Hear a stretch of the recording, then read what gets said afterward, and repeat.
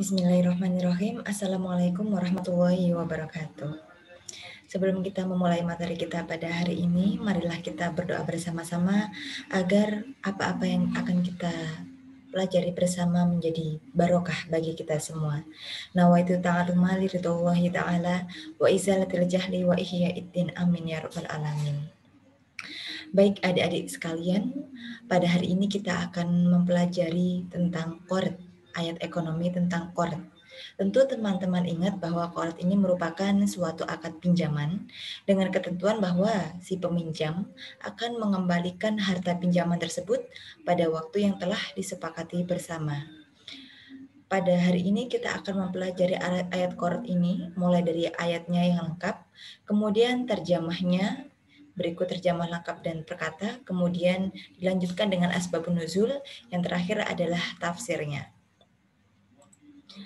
Baik, yang pertama adalah ayat dari qard ini. Saya mengambilnya dari Al-Baqarah ayat 245. Ma'dzal ladzi yuqridullaha qardan hasanan yudha'ifahu lahu ad'afan katsiran wallahu yaqbidu wa yabsutu wa ilaihi turja'un. Siapakah yang memberi pinjaman kepada Allah, pinjaman yang baik, menafkahkan hartanya di jalan Allah, maka Allah akan melipat gandakannya, pembayaran kepadanya dengan lipat ganda yang banyak, dan Allah menyempitkan dan melapangkan rezeki kepadanya dan kepadanya lah kamu dikembalikan. Baik, marilah kita akan membahas terjemah perkata dari ayat ini. Yang pertama adalah mangdalladzi. Mangdalladzi, siapakah yang mau yukridu, memberi pinjaman Allah. Di sini yukridullah berarti memberi pinjaman kepada Allah. Qardon, pinjaman, hasanan, yang baik. Yudha'ifahu, maka Allah akan melipat gandakan pembayarannya. Yudha'if, di sini kan sebenarnya tidak ada kata Allah, tetapi di sini yurji ilallah. Karena sebelumnya dijelaskan bahwa memberi pinjamannya kepada Allah, maka Allah lah yang diartikan sebagai pelipat ganda dalam pembayaran itu. Lahu adha'afan, lahu artinya kepadanya, adha'afan kepadanya di sini adalah orang yang memberikan pinjaman tersebut. Adha'afan dengan lipat ganda, katsiron yang banyak, wallah dan Allah yaqbidu menyempitkan, wa yabsutu dan melapangkan apa? Rezekinya. Wa ilaihi dan kepadanya lah turja'un, kamu dikembalikan. Selanjutnya kita akan membahas asbabun nuzul dari ayat ini.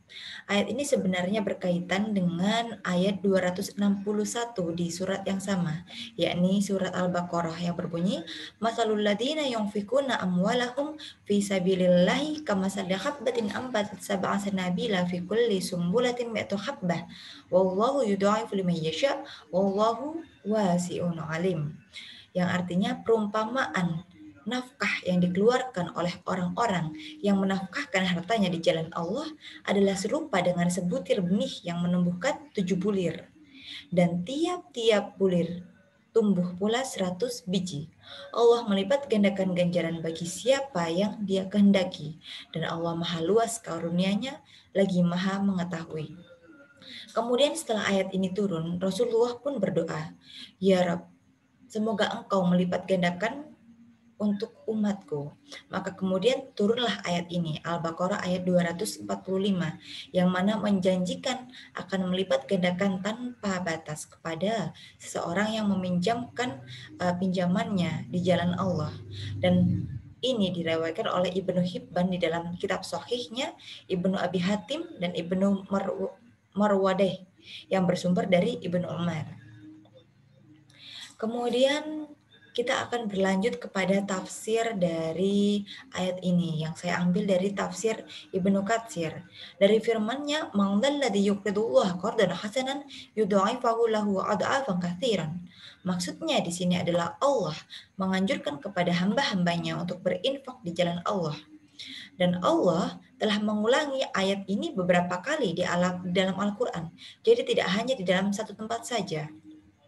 Ada sebuah riwayat yang diriwayatkan oleh Ibnu Abi Hatim, di mana dari Abdullah Ibnu Mas'ud, ia menceritakan ketika turun ayat tersebut, Abu Dahdah Al-Ansari bertanya, "Ya Rasulullah, apakah Allah mengharapkan pinjaman dari kita?" Kemudian Rasulullah menjawab, "Ya, wahai Abu Dahdah." Kemudian Abu Dahdah pun berujar, "Perlihatkanlah tanganmu kepadaku ya Rasulullah." Kemudian Rasulullah SAW mengeluarkan tangannya kepada Abu Dahdah. Kemudian Abu Dahdah pun berkata, "Sesungguhnya aku akan meminjamkan kepada Rabbku kebunku." Nah, ini adalah suatu riwayat yang dikisahkan oleh Ibnu Mas'ud, yang mana di dalam kebun itu terdapat 600 pohon kurma, dan di sana tinggal pula ibunya, ibu dari Abu Dahdah, dan juga keluarganya. Kemudian Ibnu Mas'ud melanjutkan. Abu Dahdah kemudian datang dan memanggilnya. "Hai Ummu Dahdah, labbaik." Labbaik itu kalau dalam bahasa Arab artinya adalah kemari, seperti itu jawabnya. Kemudian Abu Dahdah berujar, "Keluarlah, karena aku telah meminjamkannya kepada Rabbku." Hadis ini kemudian diriwayatkan oleh Ibnu Mardawai, seperti itu. Kemudian pada firman-Nya, "Qardun hasanan." Hal ini diriwayatkan oleh Umar dan para ulama salaf lainnya, yakni yang ditafsirkan sebagai infak di jalan Allah Ta'ala. Ada pula yang mengatakan yaitu pemberian nafkah kepada keluarga, tapi ada juga yang berpendapat bahwa ini adalah salah satu contohnya adalah tasbih dan taksid atau pensucian. Kemudian pada firman-Nya, "Fayudha'ifa lahu adha'afan katsiran." Nah, pada ayat ini Allah berfirman dalam surat Al-Baqarah ayat 261 yang tadi saya jelaskan, bahwa perumpamaan dari nafkah yang dikeluarkan oleh orang-orang yang menafkahkan hartanya di jalan Allah adalah serupa dengan sebutir benih yang kemudian tumbuh darinya 7 tangkai. Dan setiap-tiap tangkai akan tumbuh lagi 100 biji. Dan Allah melipat gandakan pahala bagi siapa yang Allah kehendaki, karena Allah maha luas karunia-Nya dan Allah lah yang maha mengetahui. Dan hal inilah yang akan diuraikan lebih lanjut di dalam ayat 245 tersebut. Kemudian yang terakhir adalah firman-Nya, "Wallahu yaqbidu wa yabsutu." Maksudnya ini adalah berinfaklah dan jangan kalian pedulikan, karena Allah Maha memberikan rezeki. Dia akan sempitkan rezeki siapa yang Ia kehendaki, dan Allah pula yang akan meluaskan rezeki yang Ia kehendaki pula.